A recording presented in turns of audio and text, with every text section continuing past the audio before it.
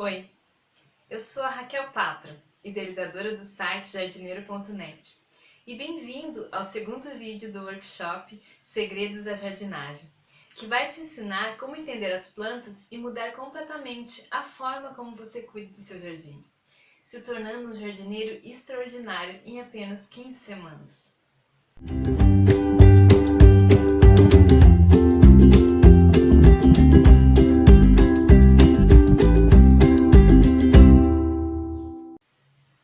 Nesse vídeo, eu vou te ensinar a montar um terrário aberto com suculentas e te explicar como é possível ter um vaso sem furo de drenagem. Além disso, eu vou te passar o pulo do gato na rega das plantas, independente se são suculentas ou não.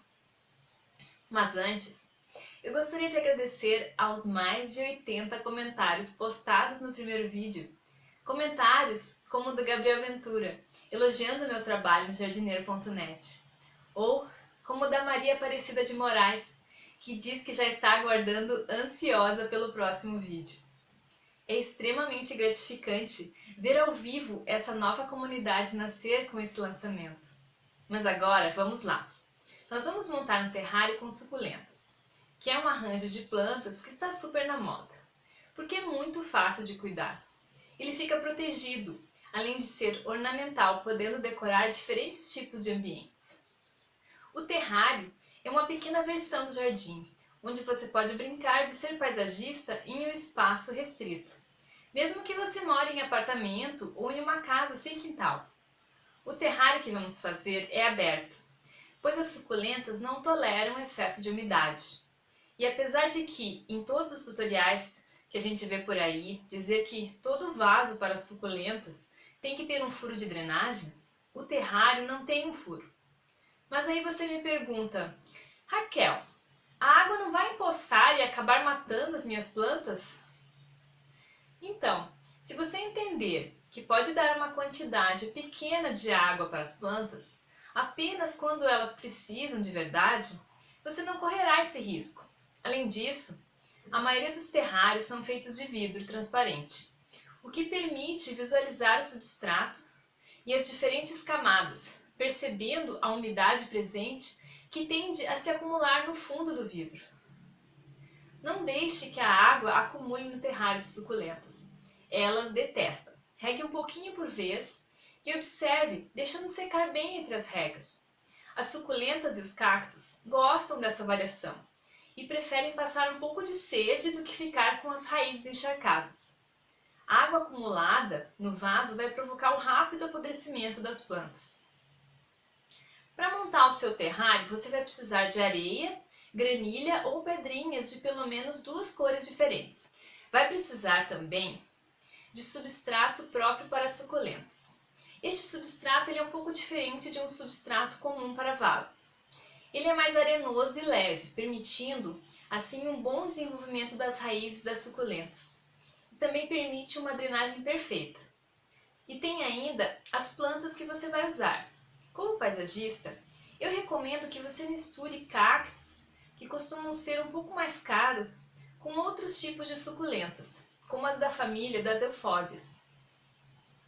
As suculentas da família das crassuláceas, que geralmente a gente chama de rosa de pedra, são as minhas favoritas.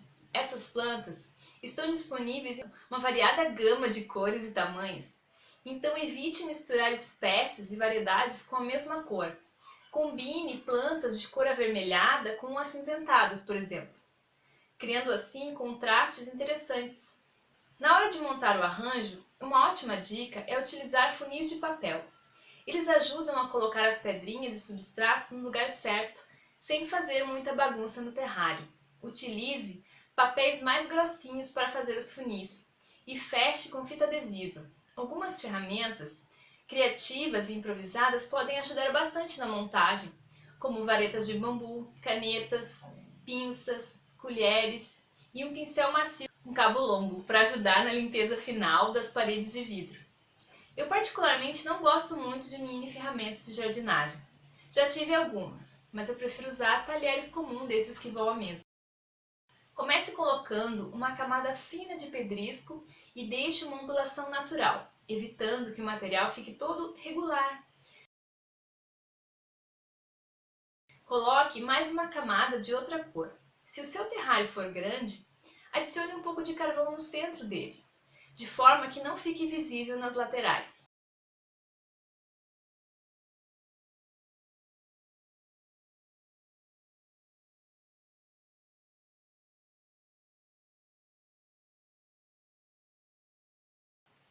Ao invés de utilizar manta de drenagem, eu gosto de colocar uma camada fina de esfagno, separando o substrato das pedrinhas, evitando assim que elas fiquem sujas, principalmente se forem clarinhas. Coloque um pouco de substrato no centro do terrário com os cones. Se o substrato estiver bem seco, fica mais fácil de trabalhar e ele não vai ficar colando nas paredes do terrário. Arranje as plantas escolhidas uma a uma com paciência e testando a composição. Você pode brincar criando diferentes alturas dentro do terrário.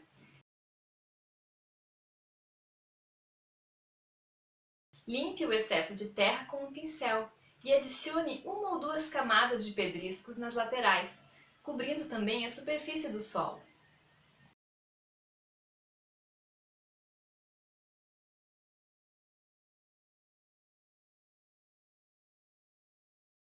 Para finalizar, coloque alguns enfeites que vão dar um charme especial ao seu terrário.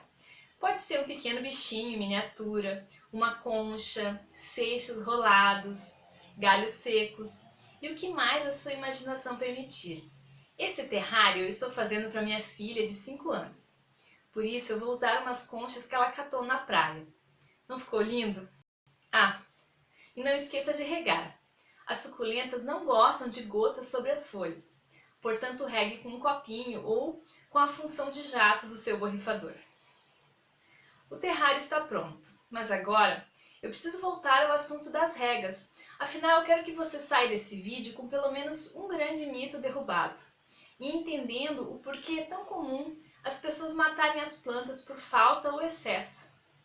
A maioria das pessoas me pergunta com que frequência tem que molhar essa ou aquela planta. E para ajudar a piorar as coisas, é super comum o vendedor da floricultura dizer que é uma vez por semana ou algo assim. A verdade é que a frequência das regas depende muito da observação e é bem variável. Ou seja, seguir a regrinha de uma vez por semana é um dos maiores mitos. As plantas são seres vivos e, como tal, envoltos em uma série de variáveis. É preciso levar em consideração a planta, de que espécie ela é, qual a origem dela, qual é o seu habitat, como é o seu formato, as suas folhas são grandes ou pequenas, são largas ou são estreitas. Todas essas informações são importantes e variam de uma planta para outra. Além de considerar a planta, você precisa prestar atenção ao clima e ao tempo. Ao clima para compensar alguma diferença que tenha com o clima de origem da planta, como falta ou excesso de umidade, por exemplo. E ao tempo também, pois durante uma semana fria e chuvosa, se rega diferente do que em uma semana escaldante e ensolarada, por exemplo. O tipo de vaso, assim como seus furos de drenagem, também precisam ser levados em consideração. Vasos plásticos pretos aquecem mais e acabam secando mais rápido do que um vaso feito de fibra de coco, por exemplo. O substrato também é um fator importante. Alguns têm a capacidade de reter mais água por mais tempo do que outros. Um solo arenoso, por exemplo, ele drena rapidamente e retém água por pouquíssimo tempo, se comparado com um solo argiloso, que corre o risco até de empoçar. Ou seja, fazer regas com regularidade, baseando-se apenas no calendário e numa estimativa aproximada de quanto uma ou outra espécie consome naquele período, é o caminho mais rápido para o fracasso. Para um jardineiro ter sucesso com as regas, é preciso aprender a ser observador e observar os detalhes certos, além de conhecer intimamente as plantas que estão sob sua tutela. Agora, muita gente me pergunta: por que eu estou compartilhando essa informação publicamente? Bem, nos mais de 12 anos à frente do site jardineiro.net, eu já recebi milhares de dúvidas de pessoas que desejam poder cuidar melhor de suas plantas E eu sempre tive bastante dificuldade em responder a essas perguntas, que caem em dezenas diariamente na minha caixa de e-mail. E eu precisava fazer uma difícil escolha. Ou eu escrevia os artigos do site, ou eu passava o dia respondendo essas perguntas. Dividida, eu acabava respondendo algumas delas e deixando tantas outras sem resposta. Mas isso sempre me incomodou e eu sentia que podia fazer algo a mais para essas pessoas que estavam tão interessadas nas plantas e em cuidar melhor delas. Era uma lacuna que precisava ser preenchida. Eu sou fascinada e amo profundamente plantas e jardins. Para mim, elas são uma das mais perfeitas manifestações de Deus. E sinceramente, eu acho que o mundo seria bem melhor se mais pessoas soubessem o poder que a jardinagem tem de transformar, seja o ambiente em que vivemos, seja a vida das próprias pessoas. Nessa série de vídeos, eu estou dando uma introdução de como isso pode te ajudar também.